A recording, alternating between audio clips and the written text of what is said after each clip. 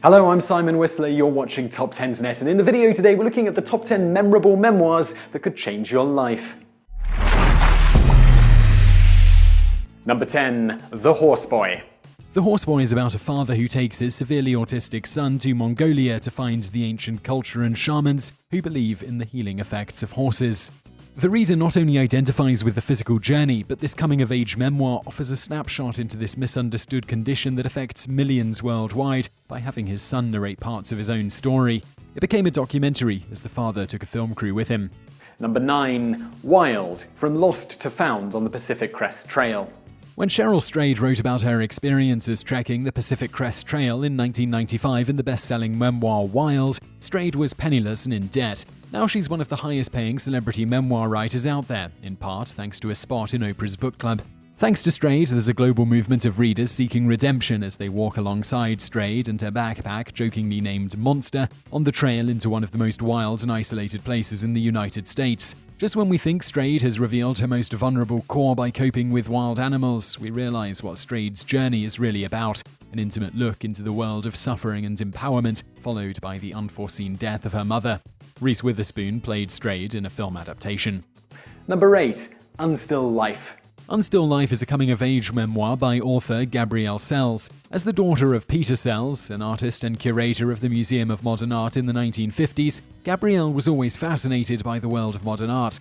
Growing up with a larger-than-life father in New York City, Sells tries to find her place in the art world, one that isn't defined by Sells' vibrant and freewheeling father, whose enthusiasm for both women and art changed Sells emotionally. In a recent interview, she said, "Wanting is central to narrative." Clearly her desire to tell her version of the truth is part of her transformational journey. Number 7. Second Wind. One woman's midlife quest to run 7 marathons on 7 continents. Cami Ostman, author of Second Wind, acknowledges at the beginning of her book that she's an unlikely athlete. Running low on time in her life, her goal was to question her values and upbringings that led to an emotionally repressed life in the hopes of bringing her closer to emotional freedom. Her solution was to run 7 marathons on 7 continents, yes, including Antarctica, and the insights and discoveries she reveals about the endurance of the human spirit are revealing and might even inspire you to run your own marathon. Number 6. Losing Amma, Finding Home, a memoir about love, loss, and life's detours. Losing Amma, Finding Home is the transformational journey of finding the gifts in grief after the author, Uma Garish, loses her mother to breast cancer. Practically alone as an immigrant to the United States from India, and without a safety net of family or friends, she struggles to overcome so many challenges all at once while tangled up in a web of emotional isolation and grief. Each step Uma takes brings her closer to unfolding the universal concept of home and what that means, no matter what side of the Atlantic Ocean one comes from. Number 5. The Year of Magical Thinking. Joan Didion's The Year of Magical Thinking is a classic memoir of understanding the emotional and painfully human experience of grief and loss. Joan lost her husband and fellow writer John Gregory Dune to a heart attack in 2003, while the couple's only daughter, Quintana, lay unconscious in a nearby hospital, suffering from pneumonia and septic shock. Her magical year becomes a universal story of marriage and what it was like to work and write side by side for nearly 40 years.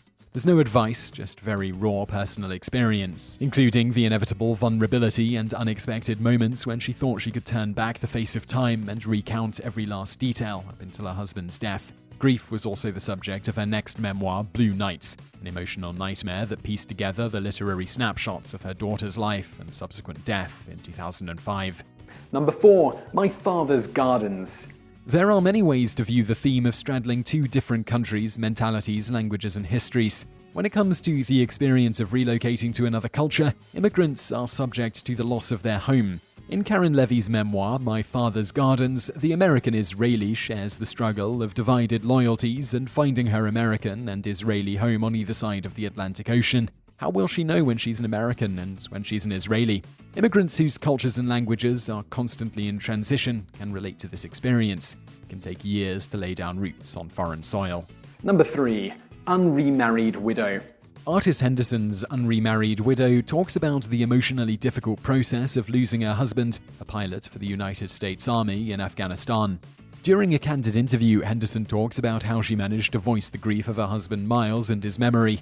Writing her memoir was a big part of the grieving and healing process, and now she can talk about him and what happened without falling apart. She said, "I would trade everything to have Miles back in a second, but that's not an option. It took me a long time to realize that. I kept thinking, if I did everything right, he would come back. But once I realized he wasn't coming back for good, I realized I had a huge responsibility to turn his death into something good." Number 2. The Liars Club. Mary Karr is perhaps the queen of memoir writing. Her critically acclaimed The Liars Club spent an entire year on the New York Times bestsellers list. Thanks to Karr, the genre is now one of the fastest growing in the publishing world. Karr weaved together memories of child abuse, emotional turmoil, and divorce, all leading up to a conversation with her mother to try to reconcile with the truth. A standalone moment that brings us closer to Karr when she discovers the missing link to her mother's past and the key to Karr's family history.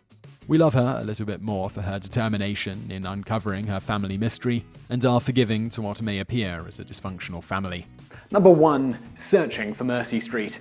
Linda Gray Sexton, daughter of Pulitzer Prize-winning poet Anne Sexton and author of the memoir Searching for Mercy Street, is a big believer in the power of telling one's true story. She does this as she recounts what it was like to live in an emotionally unpredictable life. Yet, she doesn't hold back, especially when it comes to forgiving her mother. She says, "If I can forgive my mother, then the reader can forgive his or her mother." Linda Gray Sexton's writing speaks for voiceless people, especially daughters trying to navigate the troubled waters of a parent's suicide. In Half in Love, she recounts her own experience with contemplating suicide, while in Bespotted, My Family's Love Affair with 38 Dalmatians, she explores a brighter side to her writing. So I really hope you found that video interesting. If you did, please do give us a like below and don't forget to subscribe. Also, if you found it particularly good, why not share it with a friend? There are loads of social sharing tabs below this video. Just select one of those and share away. Over there on the right, a couple of other videos you might enjoy. And thank you for watching.